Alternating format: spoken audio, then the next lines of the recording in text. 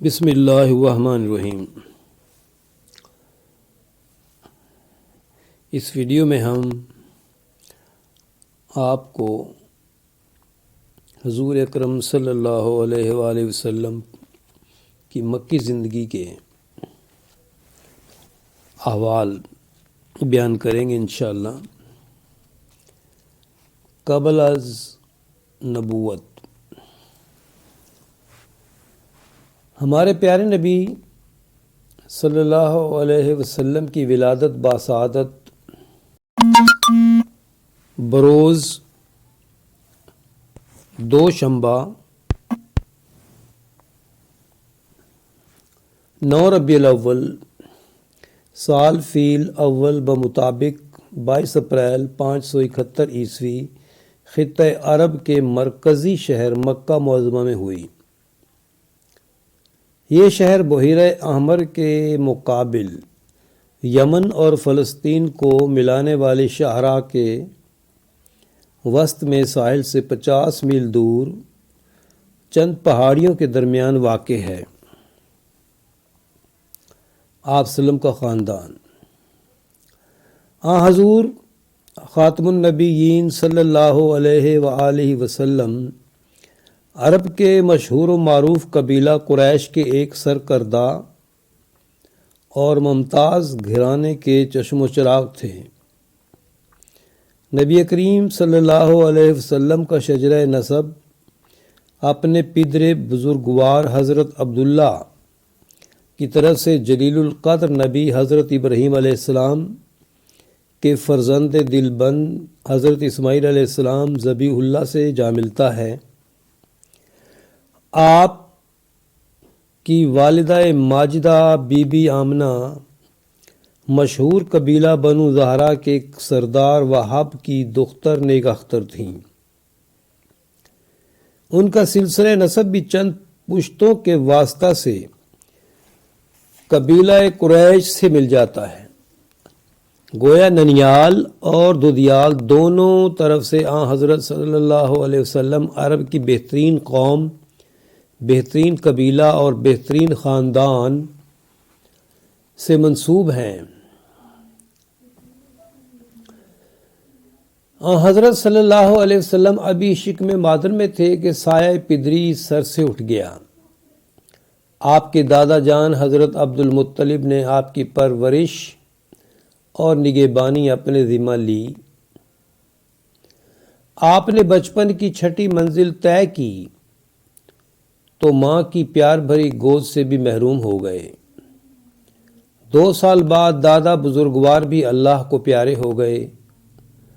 ابو طالب حضرت صلی اللہ علیہ وآلہ وسلم کے حقیقی چچا تھے۔ اب انہوں نے آپ کو اپنی نگرانی میں لے لیا۔ حضرت صلی اللہ علیہ وسلم جب دنیا میں تشریف لائے تو عرب کے لوگ ایک جہالت اور وحشت کے دور سے گزر رہے تھے۔ مٹی اور پتھر کے بتوں کو پوجتے اور ان سے اپنی مرادیں مانگتے تھے۔ ان بتوں کے مختلف نام تھے، جن میں ہبل، صفا، لات، منات، عزا اور نائلہ ان کے نزدیک زیادہ قابل احترام تھے۔ صرف یہی نہیں بلکہ عرب قبائل حرام و حلال میں بھی تمیز نہ کرتے تھے۔ مردار جانوروں کا گوشت بے دریغ کھاتے، شراب ان کی گھٹی میں پڑی تھی، چنانچہ ہر وقت مخمور اور بد مست رہتے تھے۔ قمار بازی دن رات کا مشغلہ تھا، جھوٹ بولنا فطرت میں داخل تھا۔ لڑکیوں کو پیدائش کے بعد ہی زندہ گاڑ دیتے تھے۔ ظلم و ستم کا یہ حال تھا کہ طاقتور قبائل کمزور لوگوں پر حکمران تھے اور ان کی محنت اور کمائی چھین کر کھا جاتے۔ یتیموں، بے کسوں اور بے سہاروں کا مال اڑانا ان کے نزدیک جائز تھا۔ امانت میں خیانت کرنا اور کسی کا حق کھا جانا سرشت میں داخل تھا۔ ساری قوم لڑائی جھگڑے میں بہت بدنام تھی۔ بات بات پر دنگا فساد کرنا ان کا معمول تھا۔ چھوٹی چھوٹی باتوں پر خون کے دریا بہا دیتے تھے۔ مویشی چرانے اور گھوڑے دوڑانے میں بعض اوقات مرنے مارنے پر تل جاتے اور برسوں تک کچھ تو خون کا سلسلہ جاری رہتا۔ بکر اور تغلب کے درمیان ایک اونٹ کے تنازع پر 50 سال تک جنگ کے شعلے بھڑکتے رہے، جس میں طرفین کے 70,000 افراد مارے گئے۔ اسی طرح ایک اور مقام پر گھوڑا بڑھانے پر لڑائی چھڑ گئی اور مدتوں جاری رہی۔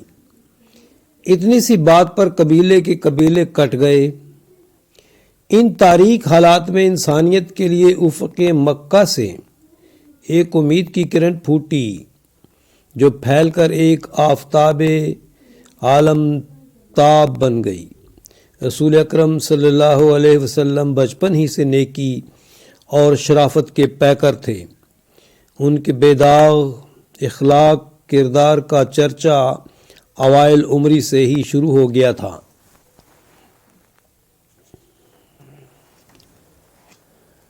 معصوم دعائیں۔ حضرت صلی اللہ علیہ وسلم ابھی اپنے دادا بزرگوار کے سایہ شفقت میں تھے کہ مکہ میں خشک سالی کے باعث قحط پڑ گیا۔ لوگ پریشان اور درماندہ ہو گئے۔ حضرت عبد المطلب کو اشارہ ہوا کہ وہ اپنے پوتے سے دعا کرائیں۔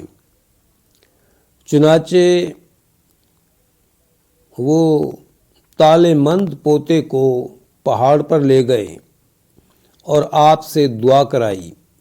رازق کے مطلق نے ننھے منھے ہونٹوں سے نکلے ہوئے خلوص بھرے الفاظ کو شرف قبولیت بخشا، اور اسی وقت باران رحمت نے خشک زمین کو سیراب کر دیا۔ اس طرح چند دنوں میں قحط کا نام و نشان مٹ گیا۔ ایک دفعہ پھر قحط کی مصیبت نازل ہوئی۔ مکہ کے لوگ پہلے کی طرح حضرت ابو طالب کے پاس آئے اور حضرت صلی اللہ علیہ وسلم کی دعا کے طالب ہوئے۔ شفیق چچا معصوم بھتیجے کو خانہ کعبہ لے گئے۔ حضرت صلی اللہ علیہ وسلم نے دعا کے لیے ہاتھ اٹھائے۔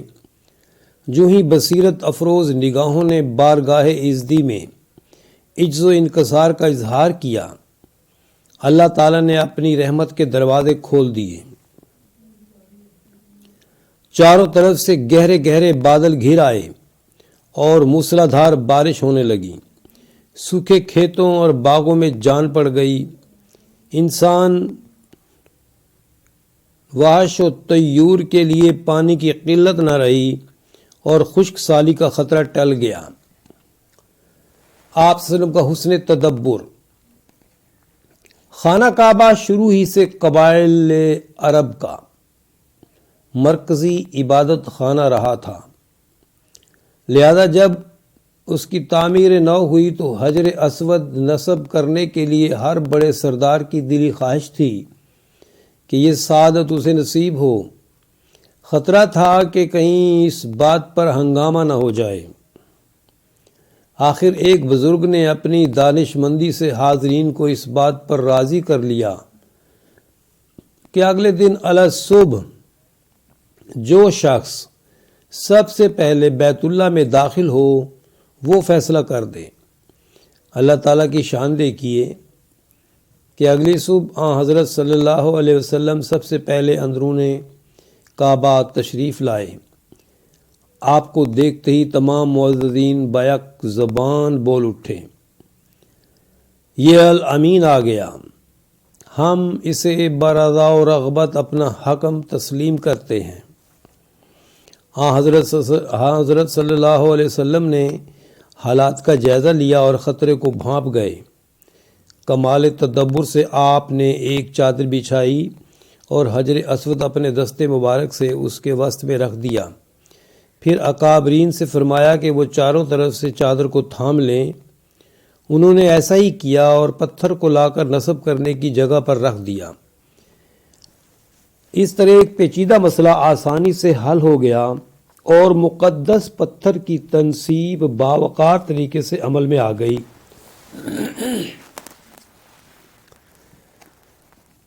بچپن سے آج تک حضرت صلی اللہ علیہ وسلم کا جو طور طریقہ رہا تھا اس سے آپ صلی اللہ علیہ وسلم کی شرافت اور دیانتداری کی دھوم سارے علاقہ میں پھیل چکی تھی۔ مکہ معظمہ میں ایک نہایت نیک تینت پاکیزہ سیرت اور دولت مند بیوہ تھیں جناب ختیجہ رضی اللہ عنہا۔ ان کا دوسرے ملکوں سے خاصا بڑا کاروبار تھا۔ ایک بار انہوں نے حضرت صلی اللہ علیہ وسلم کو اپنے غلام میسرہ کے ساتھ مال دے کر ملک شام میں بھیجا۔ آپ نے اس خوبی اور عقل مندی سے اشیاء فروخت کی کہ دو چند نفع ہوا۔ ختیجہ رضی اللہ عنہا آپ کی دیانتداری کی پہلے سے ہی قائل تھیں۔ اس دفعہ اتنی متاثر ہوئیں کہ آپ سے نکاح کی خواہش ظاہر کی، حالانکہ اس سے قبل وہ بڑے بڑے امیر سرداروں کی درخواست رد کر چکی تھیں۔ حضور صلی اللہ علیہ وسلم نے رضامندی ظاہر فرمائی، چنانچہ ابو طالب، اکابر بنو ہاشم اور روسائے شہر جمع ہوئے اور حضور صلی اللہ علیہ وسلم کا ختیجہ رضی اللہ عنہا سے عقد انجام پایا۔ ایک دفعہ عرب میں سخت قحط پڑا۔ حضرت صلی اللہ علیہ وآلہ وسلم مفلوق الحال لوگوں کی امداد کرنا چاہتے تھے، مگر پیسہ پاس نہ تھا، اس لیے غمگین رہنے لگے۔ ختیجہ رضی اللہ عنہا نے آپ کی افسردگی کی وجہ معلوم کر کے فرمایا، میں آپ کی ہوں، میرا سارا مال آپ کا ہے، آپ جس طرح چاہیں اسے خرچ کریں، میں ہر طرح سے خوش ہوں۔ آپ صلی اللہ علیہ وسلم نے سارا مال غریبوں اور حاجت مندوں میں بانٹ دیا۔ وفاشیار بیوی نے اپنے مونس و ہمدرد شوہر کے جذبہ سخاوت کو پورا کرنے کے لیے خوشی سے تنگ دستی کی زندگی قبول کر لی اور خدمت خلق کے لیے انتہائی ایثار کا ثبوت دیا۔ حضرت صلی اللہ علیہ وسلم ملک میں امن و امان کے حامی تھے۔ آپ صلی اللہ علیہ وسلم نے عرب کے 4 قبیلوں کو اپنے ساتھ شامل کر کے ایک پرانے عہد ناموں کو تازہ کیا۔ اس کا مقصد یہ تھا کہ شہر مکہ کی حدود کے اندر کسی قسم کا ظلم و ستم نہ کیا جائے۔ اس معاہدہ کے چند روز بعد ایک عیسائی نے شاہی یونان سے ساز باز کی کہ مکہ کو یونان کی سلطنت میں شامل کر لیا جائے۔ حضرت صلی اللہ علیہ وسلم کو اس کا علم ہوا تو آپ نے عوام کو خبردار کیا اور یہ سازش ناکام ہو گئی۔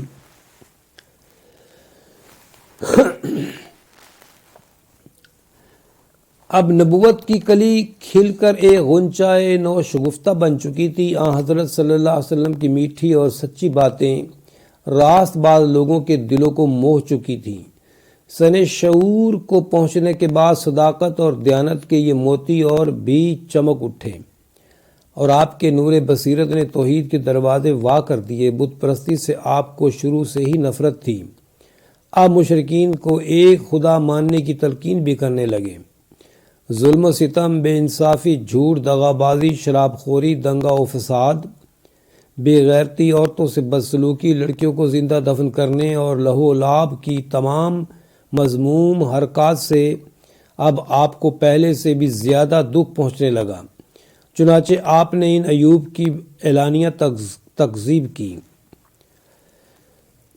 قریش کے لوگ پہلے تو حضور صلی اللہ علیہ وسلم کے پند و نصاح پر توجہ ہی نہ دیتے تھے، تمسخر کر کے ٹال جاتے تھے، لیکن جب آپ صلی اللہ علیہ وسلم نے توحید کی دعوت عمل کو عام کیا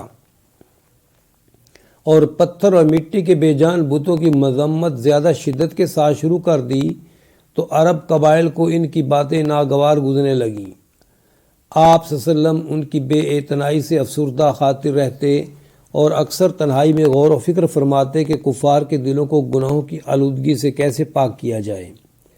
اکثر آپ بارگاہ عزدی میں سر بسجود ہو کر دعا مانگتے، اس سے آپ صلی اللہ علیہ وسلم کی طبیعت کو یک گونا سکون ملتا۔ ان دنوں آپ صلی اللہ علیہ وسلم کا زیادہ وقت مکہ سے 3 میل دور غار ہیرا میں گزرتا۔ وہاں آپ غور و فکر اور عبادت الہی میں مشغول رہتے۔ پہلے تو کبھی کبھی وہاں جاتے تھے، پھر ہفتوں تک نوبت پہنچی۔ بعد میں مہینوں قیام فرمانے لگے۔ رمضان المبارک کا مہینہ تو خاص کر اس کے لیے مختص تھا۔ محویت اور عبادت کا یہ سلسلہ روز بروز بڑھتا چلا گیا۔ جب آن صلی اللہ علیہ وسلم نے زیادہ عمر کی 38ویں منزل طے کی تو آپ ہر وقت کھوئے کھوئے سے رہنے لگے۔ یہ بت کیا ہے، حق کیا ہے، زندگی کیسے ظہور میں آئی، نظام کائنات کیسے چل رہا ہے۔ یہ محویت بسا اوقات اس انتہا کو پہنچ جاتی کہ آپ کو خبر بھی نہ رہتی کہ پاؤ کب پھٹی، دن کب ڈھلا، موسم کیسا ہے۔ واپس گھر آتے تو بعض دفعہ حضرت خدیجہ رضی اللہ عنہا آپ کو متفکر پا کر سمجھتی کہ شاید آپ کی طبیعت ناساز ہے۔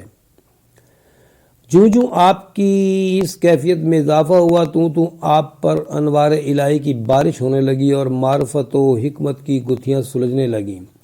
پھر آپ پر یہ حقیقت ظاہر ہو گئی کہ دنیا کی زندگی ناپائیدار ہے، عوام گمراہی میں پھنسے ہوئے ہیں، بت پرستی نے ان کی اخلاقی اور روحانی زندگی سلب کر لی ہے۔ اللہ تعالیٰ کے سوا کوئی معبود نہیں، وہی رحمان ہے، وہی رحیم ہے، جو نیکی کرتا ہے جزا پاتا ہے، جو گناہ کرتا ہے سزا پاتا ہے۔ بہشت اور دوزخ حقیقتیں ہیں۔ نبوت۔ جب آن صلی اللہ علیہ وسلم نے حیات مبارکہ کے 40 سال ختم کیے تو اللہ تعالیٰ نے آپ نے اپنے مقرب فرشتے حضرت جبریل علیہ السلام کو غار حرا میں بھیجا۔ آپ عالم استغراق میں تھے۔ فرشتے کے ہاتھ میں ایک ورق تھا۔ اس نے آپ سے کہا پڑھیے۔ آپ نے عالم اضطراب میں جواب دیا کیا پڑھوں؟ اس وقت آپ نے محسوس کیا کہ فرشتے نے آپ سے معانقہ کیا، پھر کہا پڑھیے۔ آپ نے پھر جواب دیا کیا پڑھوں؟ فرشتہ پھر آپ سے بغل گیر ہوا اور کہا پڑھیے۔ آپ صلی اللہ علیہ وسلم نے پھر فرمایا کیا پڑھوں؟ اب فرشتے نے آیات کی تلاوت کی۔ اقرأ بسم ربک الذی خلق، خلق الانسان من علق، اقرأ وربک الاکرم، اکرم الذی علم بالقلم، علم الانسان ما لم یعلم۔ سورہ علق، آیات 1-5۔ اپنے پروردگار کا نام لے کر پڑھو جس نے دنیا کو پیدا کیا اور انسان کو خون کے لوتھڑے سے بنایا۔ ہاں پڑھو، تمہارا پروردگار بڑا صاحب کرم ہے جس نے قلم کے ساتھ انسان کو وہ علم سکھایا جو وہ پہلے نہیں جانتا تھا۔ جب آپ صلی اللہ علیہ وسلم اس کیفیت سے ہوش میں آئے تو آپ حد سے زیادہ مروب تھے، چنانچہ گھر کی طرف چل دیے۔ راستہ میں آپ کو اسی فرشتے کی نورانی صورت نظر آئی جو دیر تک سامنے رہی۔ آپ صلی اللہ علیہ وسلم یہ ماجرا دیکھ کر متحیر ہوئے اور گھر آ کر ساری کیفیت بیان کر دی۔ حضرت خدیجہ رضی اللہ عنہا آپ کی صفات پر پورا یقین رکھتی تھیں۔ آپ نے سمجھ لیا کہ یہ نبوت کے آثار ہیں، اس لیے صدق کے دل سے آپ صلی اللہ علیہ وسلم پر ایمان لے آئیں۔ اس طرح آپ اسلام قبول کرنے والوں میں سر فہرست ہیں۔ ایک دن رسول اکرم صلی اللہ علیہ وسلم چادر اوڑھ کر استراحت فرما رہے تھے اور اللہ تعالیٰ کی حکمتوں پر غور کر رہے تھے کہ حضرت جبریل علیہ السلام بارگاہ عزت سے محبت بھرا پیغام لے کر آئے۔ اے کپڑے میں لپٹ کر سونے والے اٹھ، گمراہ قوم کو عذاب الہی سے ڈرا، اپنے پروردگار کی عظمت بیان کر، اپنے لباس کو پاک رکھ، کفر و شرک کی آلائش سے الگ رہ اور رسالت کی تبلیغ کو بڑا کام سمجھ کر لوگوں پر احسان نہ رکھ۔ اس کام میں جو تکلیفیں پیش آئیں ان پر اپنے رب کی رضا کے لیے صبر کر۔ پھر جب قیامت کے دن سور پھونکا جائے گا تو وہ کافروں کے لیے سخت مشکل کا دن ہوگا۔ اس کے بعد وحی کا سلسلہ کچھ عرصہ کے لیے بند رہا جس سے آن حضرت صلی اللہ علیہ وسلم پریشان رہنے لگے۔ آخر سورۃ والضحیٰ کا نزول ہوا۔ قسم ہے چڑھتی ہوئی دھوپ کی اور رات کی، جب وہ چھا جائے نہ چھوڑا تجھے تیرے رب نے اور نہ بیزار ہوا تجھ سے، البتہ پچھلی حالت پہلی حالت سے کہیں عرفہ والا ہے۔ ابھی تو تیرا رب دنیا و آخرت اتنا کچھ عطا کرے گا کہ تو مطمئن اور راضی ہو جائے گا۔ کیا نہیں پایا تجھے یتیم، پھر اس نے تجھے پناہ دی اور تجھے جوش طلب میں سرگرداں پایا تو تجھ پر اصلاح خلق کی راہیں کھول دیں، اور تجھے بے سر و سامان پایا تو غنی کر دیا، پس جو یتیم ہو اسے مت ڈانٹ اور جو سائل ہو اسے مت چھڑک، تیرے اوپر تیرے رب کے جو احسانات ہیں ان کا ذکر کیا کر۔ اس پیغام ربانی سے آپ کی پریشانی دور ہو گئی۔ والسلام۔